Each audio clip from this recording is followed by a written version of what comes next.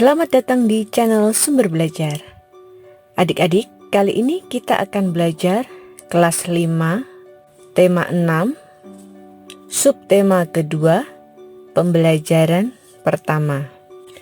Perpindahan panas atau kalor. Pernahkah kamu membantu ibumu memasak sayur?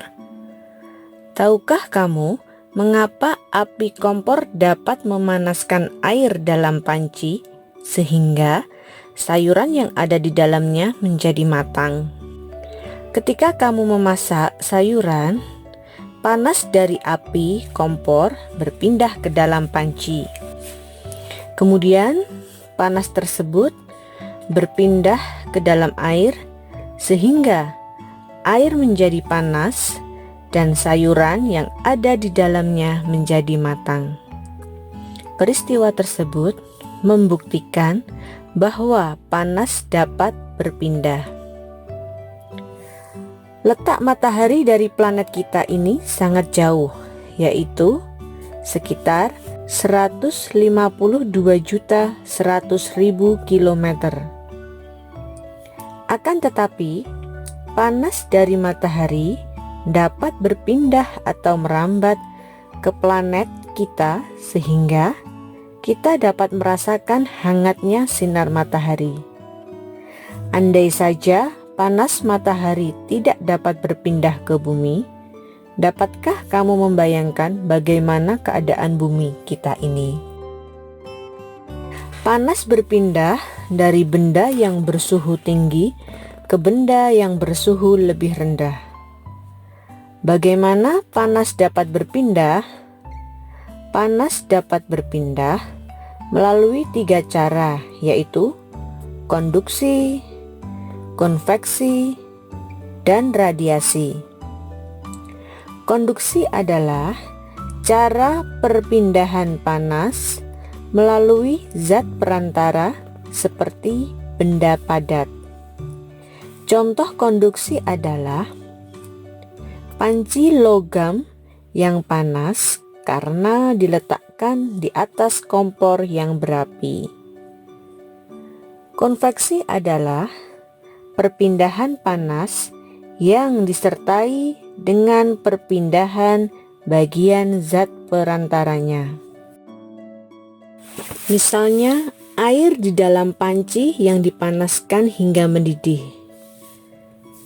Sedangkan radiasi adalah cara perpindahan panas dengan pancaran yang tidak membutuhkan zat perantara.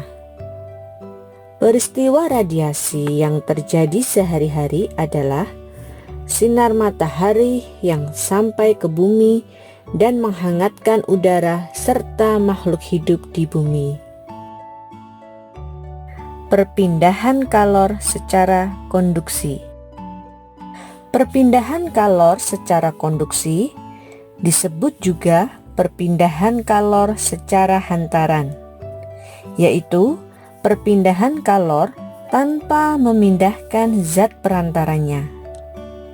Pada peristiwa perpindahan kalor secara konduksi, yang berpindah hanya energi kalornya saja. Umumnya, perpindahan kalor secara konduksi terjadi pada zat padat. Agar kamu lebih mudah memahami peristiwa konduksi, mari kita lakukan kegiatan ini. Peristiwa konduksi dapat diumpamakan dengan kegiatan memindahkan buku secara estafet yang dilakukan oleh kamu dan teman-temanmu. Buku yang dipindahkan secara estafet kita umpamakan sebagai kalor dan orang yang memindahkannya sebagai zat perantaranya. Ketika kamu dan teman-temanmu memindahkan buku secara estafet, yang berpindah hanya buku itu saja. Sedangkan kamu dan temanmu sebagai perantara tetap diam di tempat, tidak berpindah. Begitu pula dengan peristiwa konduksi, hanya kalor yang berpindah. zat perantaranya tetap. Saat kamu membuat teh dan memegang salah satu ujung sendok yang dimasukkan ke dalam air panas, apa yang terjadi? Lama-kelamaan, ujung sendok yang kamu pegang juga akan terasa panas.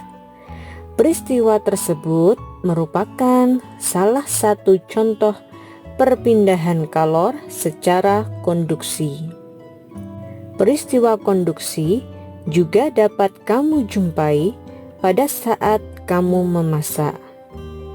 Pada saat kamu menggoreng, ujung spatula yang kamu pegang akan terasa panas walaupun ujungnya tidak bersentuhan dengan api kompor. Setrika listrik merupakan alat yang cara kerjanya menggunakan prinsip perpindahan panas secara konduksi. Ketika setrika dihubungkan dengan arus listrik, maka arus listrik akan mengalir melalui elemen pemanas. Panas dari elemen akan berpindah ke bagian alas besi setrika yang tebal.